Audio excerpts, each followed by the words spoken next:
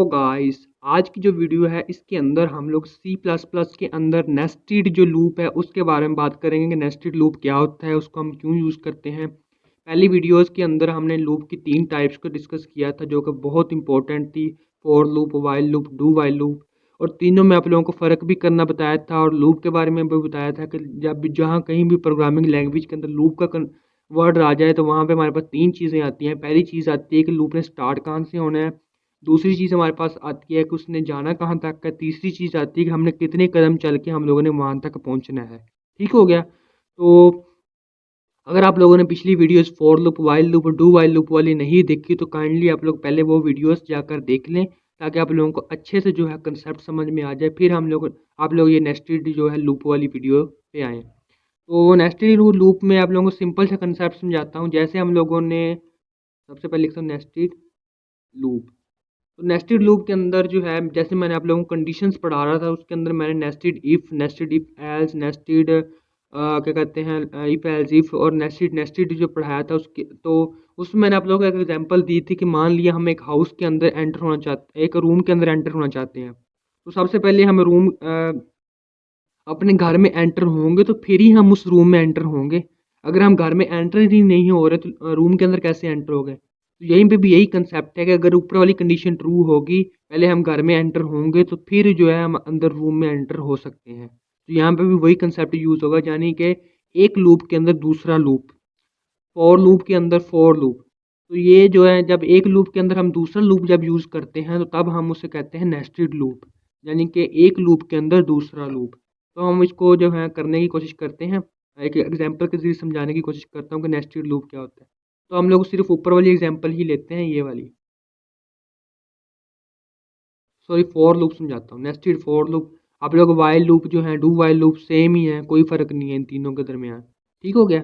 तो nested for भी होता है, नेस्टेड वाइल भी होता है, नेस्टेड डू वाइल भी होता है। तो कोई भी आप लोग जो है यूज़ कर सकते हैं। तो मैं यहाँ पे जो है फॉर यूज़ करूँगा, नेस्टेड फॉर।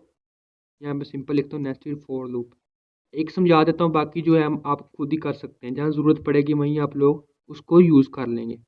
ये हमारे पास था सिंपल, सॉरी यहाँ पे सिंपल हमारे पास था, यहाँ पे इसको मैंने ये किया। तो ये देखिए इसको डिक्रीमेंट हो रहा है यहाँ फॉर लूप। तो मैं इसको क्या करता हूँ, इंक्रीमेंट कर दूँ फिलहाल के लिए। प्लस का इंक्रीमेंट करता हूँ, +1 का इंक्रीमेंट करता हूँ और लूप जो है 10 तक जाएगा हमारे पास, 10 तक जाएगा और ग्रेटर देन होगा, यहाँ पे ग्रेटर देन होगा और स्टार्टिंग पॉइंट उसका 1 से होगा। ठीक हो गया। तो अब ये सिंपल जो लूप है ये हमारे पास क्या कर रहा है कि 1 से लेकर 10 तक जा रहा है और एक एक कदम चल के हमारे पास जा रहा है। रन करता हूँ, देखेंगे आप लोग। तो ये देखें एक एक कदम चल के जा रहे हैं, 10 कदम चले हैं। हम चाहते थे, हम स्टार्ट 1 पे खड़े हुए थे, हमने 10 तक जाना था तो हमने लूप लगाया, वो एक एक कदम चल के जो है हम 10 तक लेके गया है हमारे पास। ठीक हो गया। तो ये था हमारे पास सिंपल जो फॉर लूप था। अब इसके अंदर नेस्टेड लूप कैसे यूज़ करेंगे तो वो मैं आप लोगों को यहाँ पे बताता हूँ। पहले तो आप लोग ये देखें, ये एक प्रिंट होगा, उसके बाद मैं यही लूप जो उठा के इसी के अंदर दोबारा लिख देता हूँ, कंट्रोल C किया क्योंकि इसके अंदर पहले ही है, कंट्रोल V दबाता हूँ सिंपल, और इसको मैं करता हूँ, ये देखें।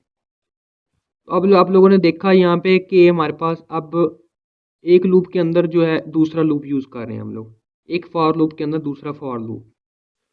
तो अब आप लोग ये देखोगे कि हमारे पास ये जो है 10 बार लूप चलेगा। जब एक बार ये लूप चलेगा तो 10 बार अंदर वाला भी लूप चलेगा। तो टोटल यानी 10 मल्टीप्लाई बाई 10, 100 बार ये लूप चलेगा।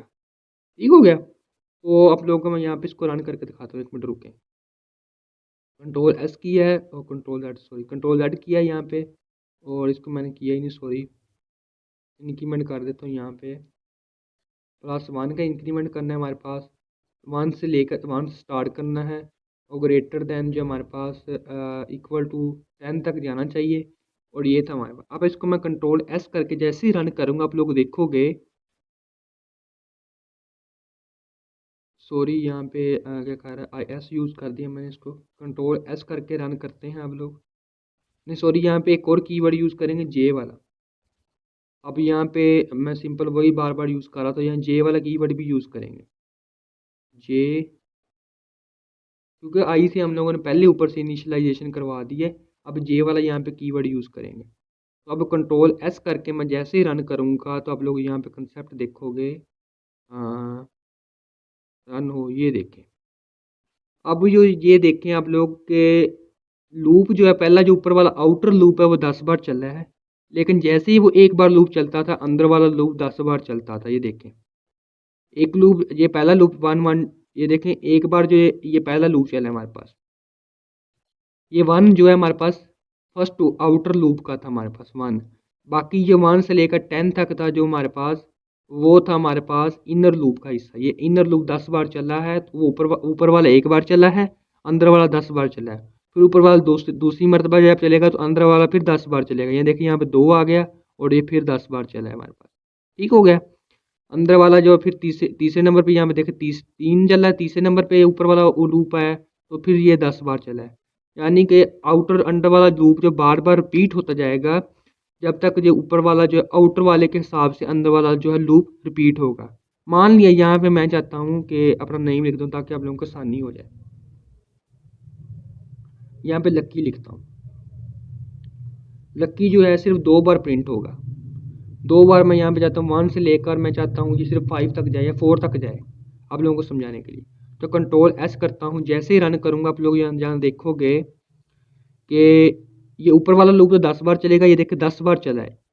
ये देखे 1 2 3 यहाँ लिखा आ रहा है 1 2 3 4 5 6 7 8 9 10 10, यानी 10 बार ऊपर वाला लूप चला है। जैसे पहला लूप एक बार चला है उसके बाद 4 बार जो लूप जो है अंदर वाला चला है, लक्की वाला 4 बार चला है। ये देखे मैंने कहा 4 तक जाना है, 1 से जाना है और एक एक कदम उठा के जाना है।